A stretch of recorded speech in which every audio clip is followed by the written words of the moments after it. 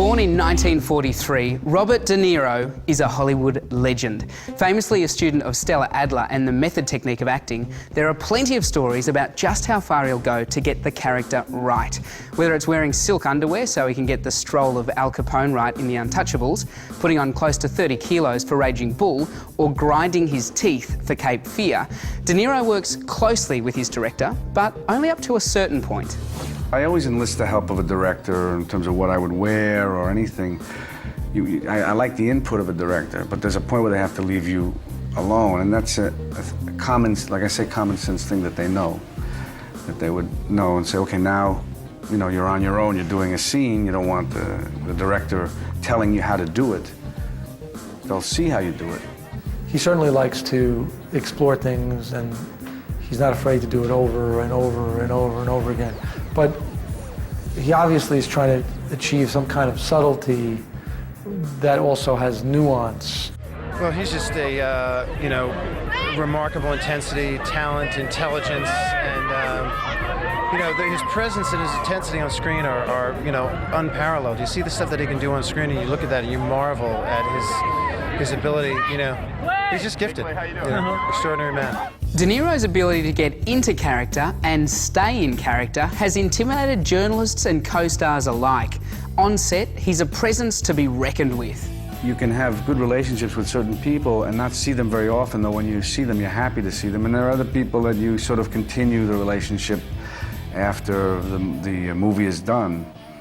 And you know, there's an always saying in movies that people, you know, we're all so close now, and then we all go away and we forget about each other, and that's partially true, you know, a lot of times. In the credits, he's Robert, but to friends and castmates, he's Bob or Bobby. He's earned the respect and admiration of his peers through his talent and hard work. But best of all, he doesn't take himself too seriously. Well, I always have trouble containing myself because I love working with Bob, and every time I act with him, I always have this great feeling of, oh man, look at that, there he is. Life is too short. It's too difficult to make a movie, and you have to support everybody else. You can't be, you know, it's the crew. Everybody in the crew supports each other. They support to the director, to the actors. Everybody sort of covers for everyone else. That's the way I look at it. De Niro's been Oscar-nominated 6 times and won twice. First for Best Actor in a Supporting Role for The Godfather Part 2, and again for Best Actor in a Leading Role for Raging Bull.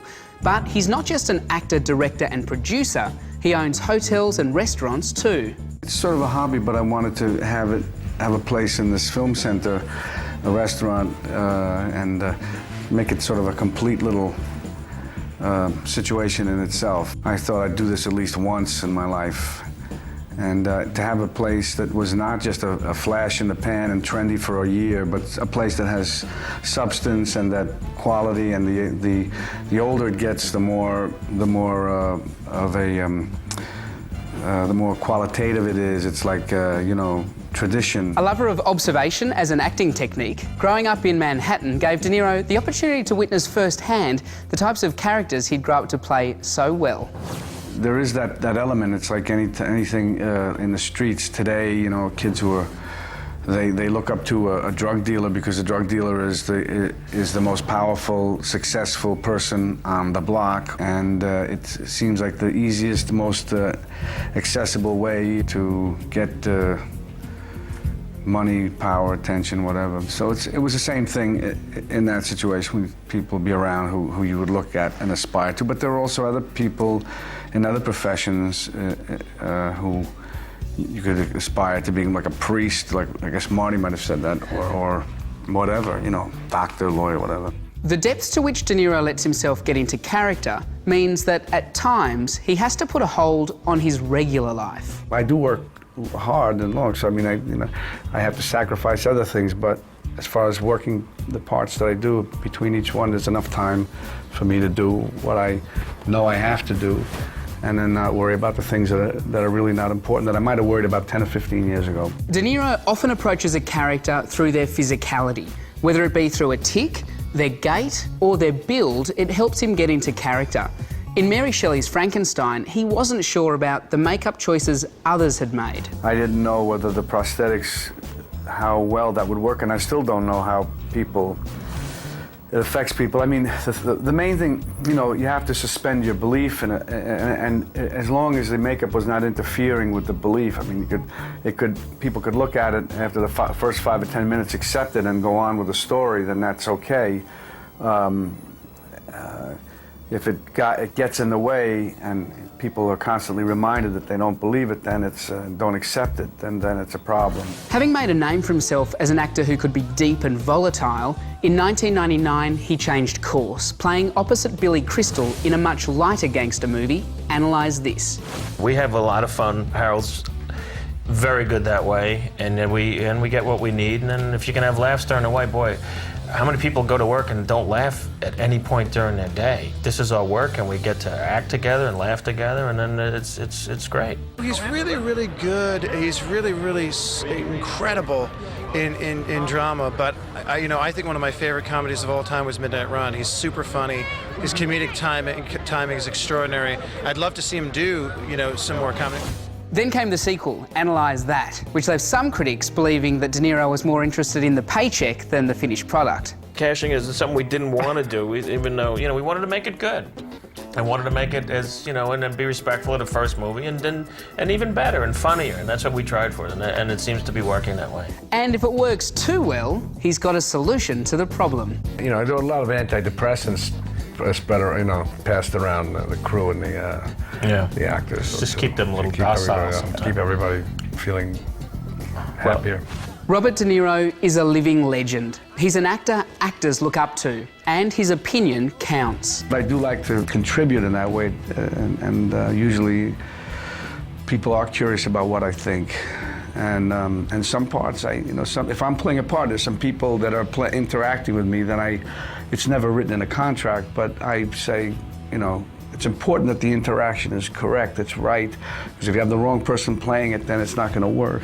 So, and any smart director knows, without saying it, let's try and make it work. So maybe you read with people, or you make sure it's going to work between those people, and that I'm okay with it. And so, and that's how I would do it as a director. And as a director, he's had success, notably with A Bronx Tale and The Good Shepherd, in which he both starred and directed. It's hard to direct yourself. I'm not crazy about it. If I have to, I will, but it's more fun to either do one or the other. But I have him, be there to give us all direction. You feel like you're in pretty good hands. I like to give advice to people, and I like to get advice from people who've been where I haven't been yet. Save time. Try and avoid mistakes. Although Robert De Niro is a very experienced actor, the movie business certainly isn't easy. You may have the runs on the board, but that doesn't mean you automatically have everyone's support.